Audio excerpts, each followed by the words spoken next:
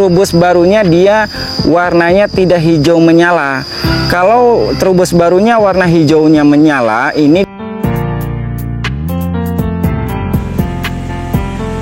teknik penyepraian yang saya lakukan begini lur, ketika cuacanya mendung seperti ini ya, kemudian turun gerimis.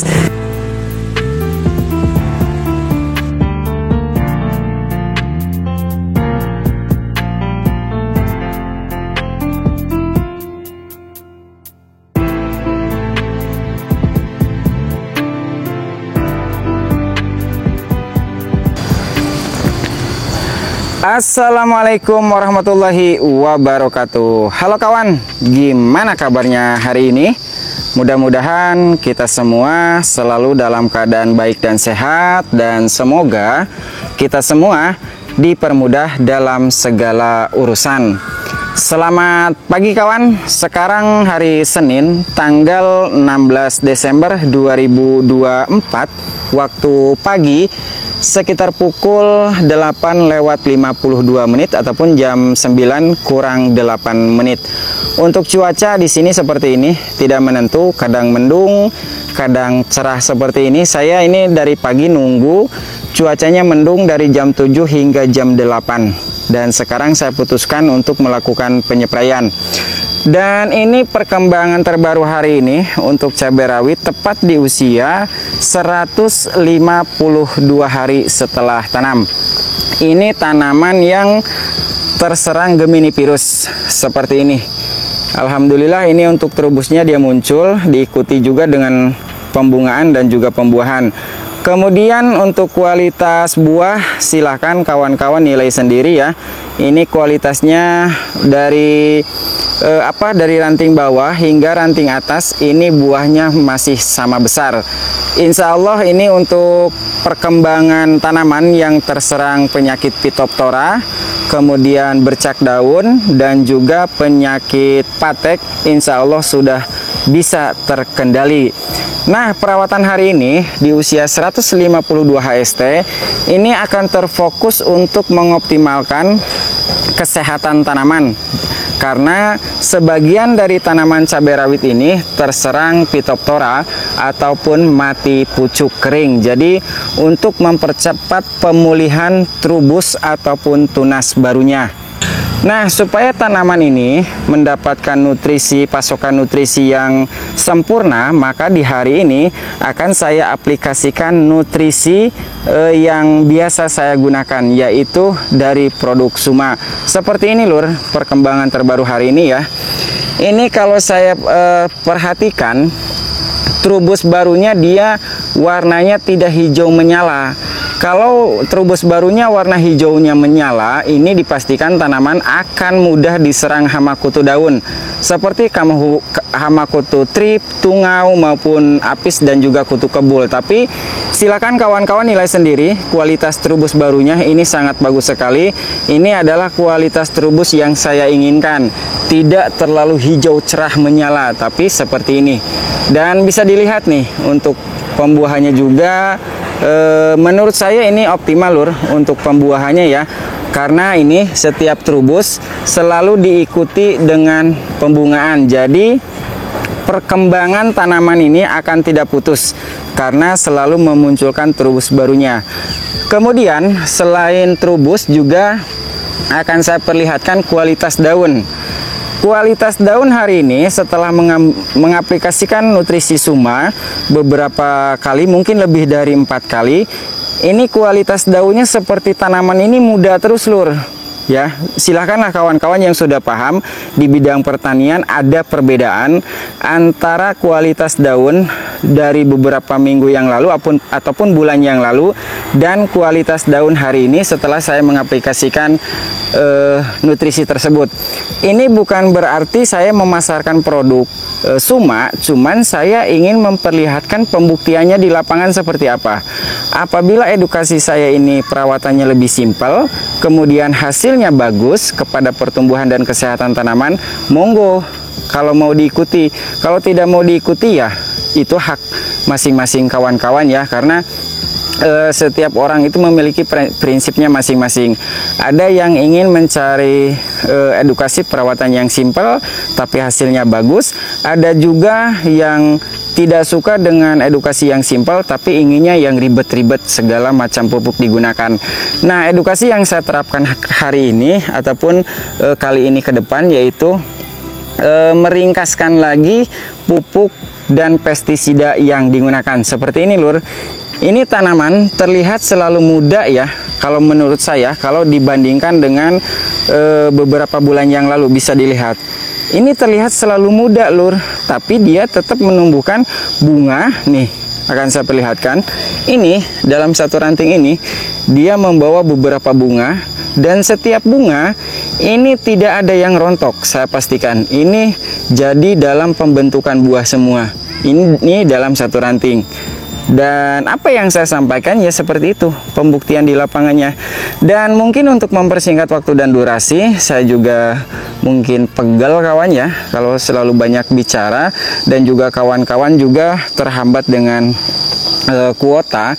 Kalau menggunakan wifi sih enak lur ya, meskipun ngomong saya panjang kali lebar, tapi ya saya tepat sasaran, bukan serba-serbi diomongkan, tapi ya pembuktian di lapangan seperti apa. Nih seperti ini lur, untuk tanaman yang terserang Phytophthora nanti akan saya perlihatkan kawan ya.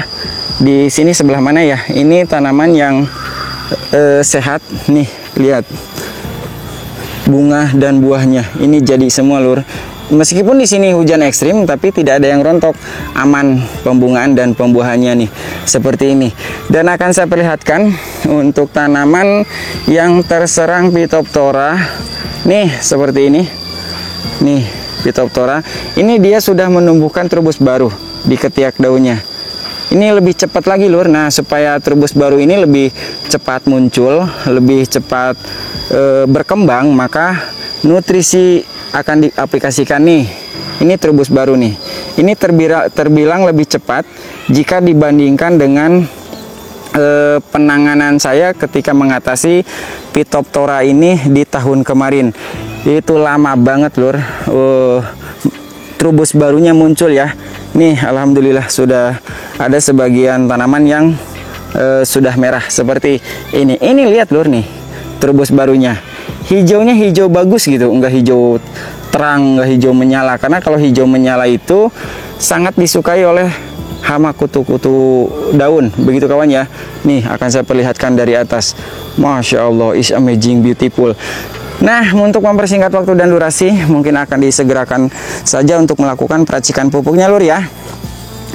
Ini saya aplikasikan kembali nutrisi Suma SP-nya. Ini dia sistemnya bernanoteknologi dan memiliki di bawah 3 mikron. Jadi jika sistem bernanoteknologi di bawah 3 mikron ini, meskipun cuacanya mendung, ini tidak takut lur, karena nutrisinya bisa langsung diserap oleh tanaman.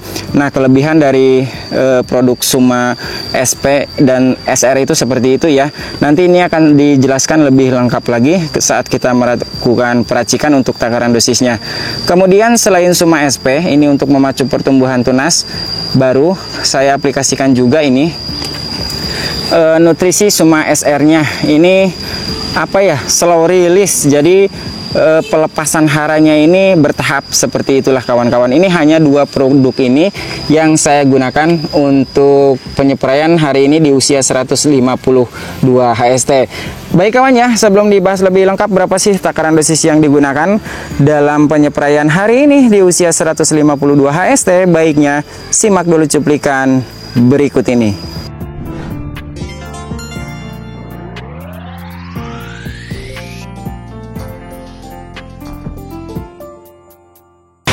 Untuk cuaca sekarang mendung lur, seperti ini ya. Tapi tidak masalah karena nutrisi yang digunakan itu sistem nanoteknologi, sehingga bisa langsung diserap oleh tanaman meskipun tanpa ada sinar matahari.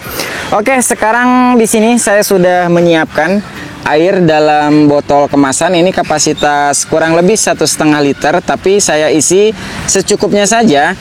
Kemudian ini dilarutkan nutrisi Suma SR-nya ke dalam botol aqua ini. Kalau beberapa minggu yang lalu kan saya mencampurnya dalam satu bak ember penuh kapasitas 70 liter air. Nah sekarang saya akan membuat edukasinya lebih disederhanakan lagi dan lebih memudahkan kawan-kawan lagi. Begitu kawan ya. Ini nutrisi Suma SR ini dimasukkan ataupun dilarutkan ke dalam botol aqua ini yang kapasitasnya kurang lebih 1,5 liter. Ini dimasukkan terlebih dahulu lur. Nah setelah dimasukkan ke dalam botol aqua, ini ditutup dulu lur. Ditutup dulu, lalu ini dikocok seperti ini.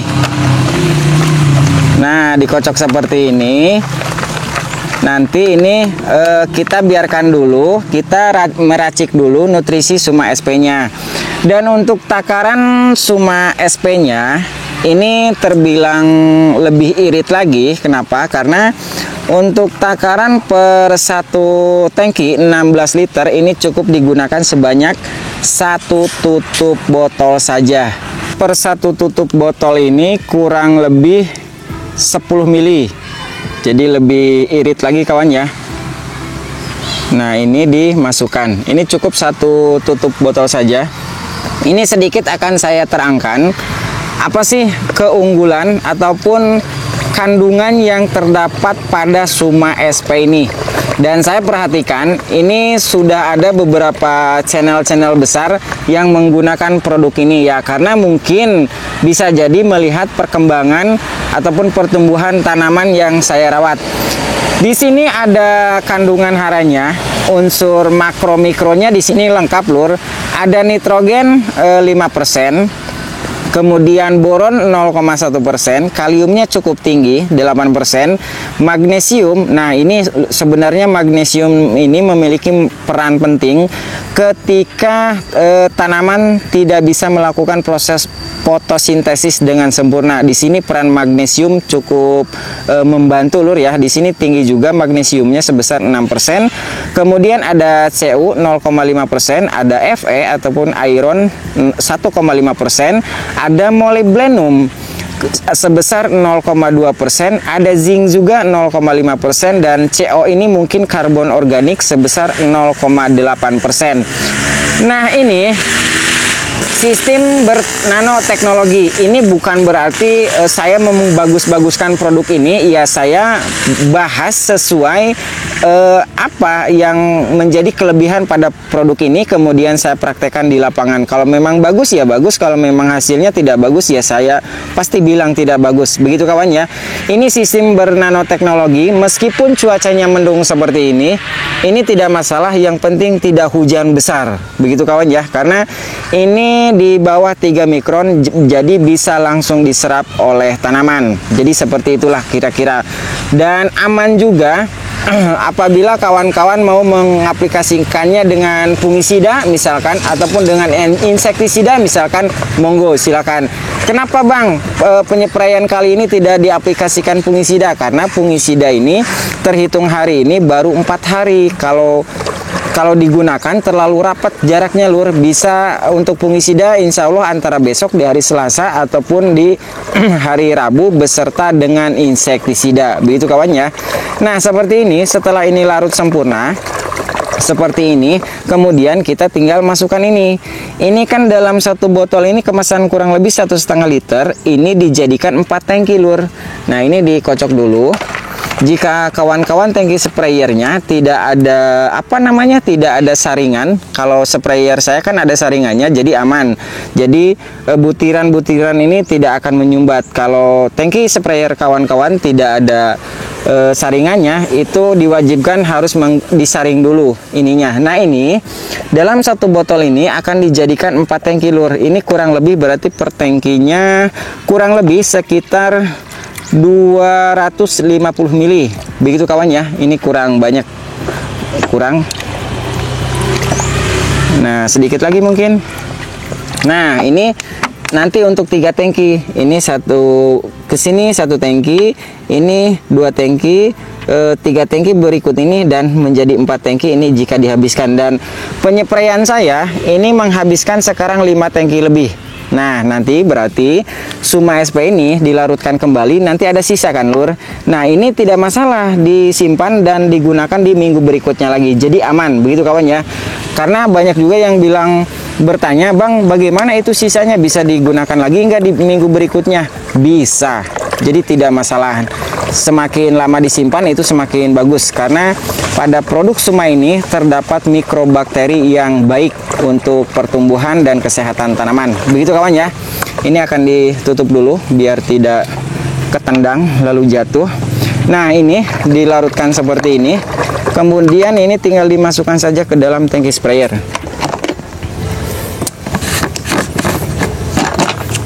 Seperti ini lur, bismillahirrahmanirrahim. Nah, ini kan sudah ada saringannya, jadi tidak perlu disaring lagi. Kalau sprayer kawan-kawan tidak ada saringan seperti ini, ya wajib disaring supaya butirannya ini tidak masuk lur. Tapi aman sih itu, tidak ada butirannya ya. Nah, kemudian ini diisi air pool seperti ini. Untuk kawan-kawan yang ingin melihat perkembangan setiap harinya, itu selalu saya update lur di Facebook Mitra Pertanian Channel ya. Seperti apa perkembangan tanaman yang terserang penyakit pate, kemudian terserang bercak daun, kemudian yang terserang Phytophthora, itu setiap waktu, setiap harinya selalu saya perlihatkan di Facebook Mitra Pertanian Channel. Harus diaduk di dalam tangki ya. Biar apa?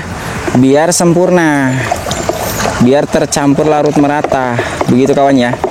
Ini diaduk terus.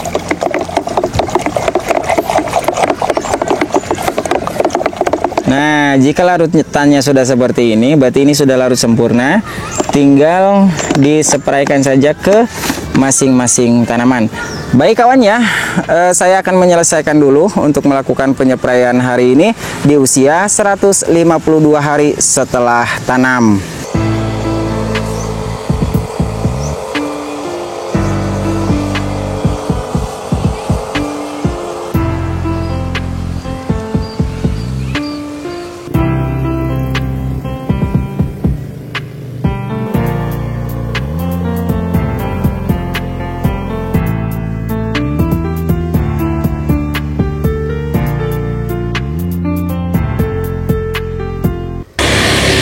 Alhamdulillah kawan, proses penyepraian hari ini di usia 152 HST sudah selesai tadi sekitar pukul 11.30 dan sekarang menunjukkan sekitar pukul 12:54 menit. Tadi di sini sempat turun gerimis tapi tidak masalah karena nutrisi yang digunakan sudah sistem nanoteknologi, jadi sudah lebih aman dan sudah diserap oleh tanaman. Dan ini adalah perkembangan hari ini untuk cabai keriting di usia 152 HST. Ini awalnya akan dipanen hijau, tapi kata istri jangan katanya. Jadi lebih baik coba akan dimerahkan saja, coba akan dirawat secara terus-menerus. Seperti itu kawan ya, nih bisa dilihat. Ini pembuahan tahap kedua, Masya Allah, mantap sekali lur ya. Ini kendalanya banyak yang seperti ini lur.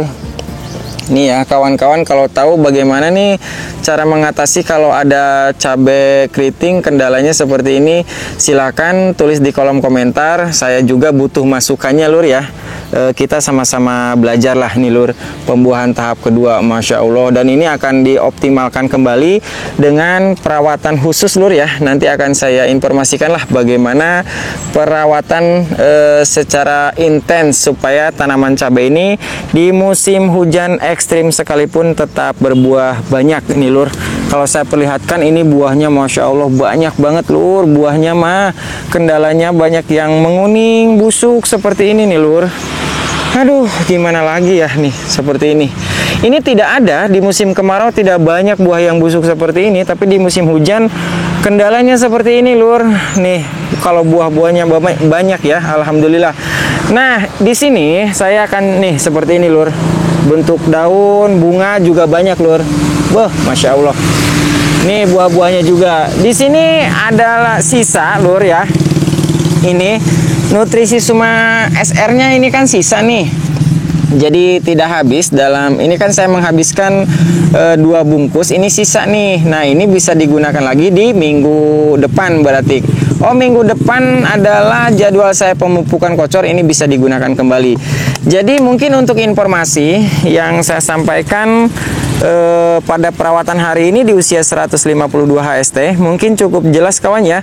Tadi sempat setelah selesai melakukan penyepraian sempat turun gerimis, tapi tidak masalah karena teknik penyepraian yang saya lakukan begini lur, ketika cuacanya mendung seperti ini ya, kemudian turun gerimis, teknik penyepraian kan biasa yang saya lakukan itu sistem nyabit. Dan kalau nyabit seperti ini sambil jalan. Nah, ketika cuacanya mendung seperti ini lebih diperbanyak lagi nozzle sprayernya dari bawah ke atas.